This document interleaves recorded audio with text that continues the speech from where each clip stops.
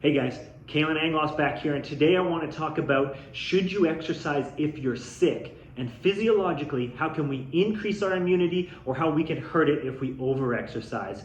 So one thing that we're looking at here is your white blood cells. Your white blood cells are what's involved in your immunity, and specifically a type of white blood cells called neutrophils. Neutrophils make up about 50 to 70% of your total white blood cells, and they're in charge of viruses and bacterial infections. So those common colds, the flus, or the viral infections, these neutrophils are actually what are used most in terms of improving your immunity. What happens when you're sedentary or when you're not moving is that these neutrophils, as these blue dots indicate, get stuck at the walls of your veins. So they're not flowing throughout your body in the blood to help fight off these different bacteria or viruses that can affect us.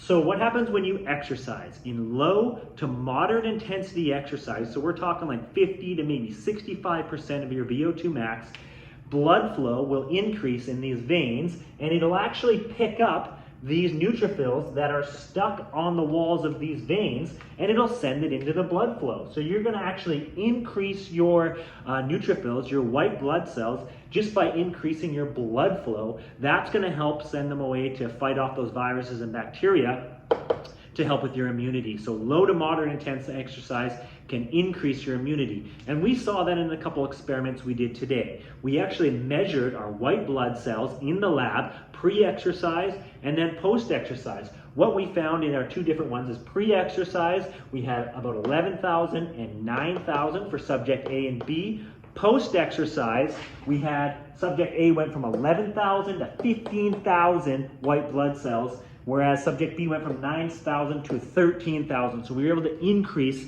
that white blood cell count. Usually you're sitting somewhere around 4,000 to 10,000 white blood cells total, but you can see with low to moderate intensity exercise, this will actually help increase your immunity. Now, there is something that's called an open window effect that can happen if you train too intensely or for too long. What actually happens is this is going to spike your cortisol levels. That's going to cause some problems. That means you're not going to be able to recover as quickly. As we know, cortisol is a stress hormone. When your stress levels are high, your immunity goes down. So it's really a balancing act.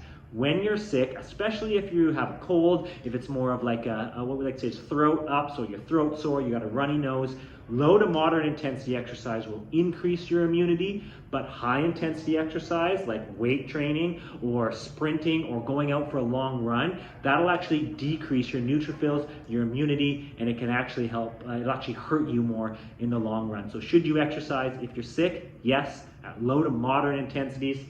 Get the blood flowing, pick up those neutrophils, increase your white blood cell count, increase your immunity, but don't go so long or so hard that you're increasing your cortisol and affecting it even more. Okay, so there it is, guys. That's a little physiology lesson for you guys. If you have any questions, let me know in the comments below. Don't forget to like and subscribe. Thanks, guys.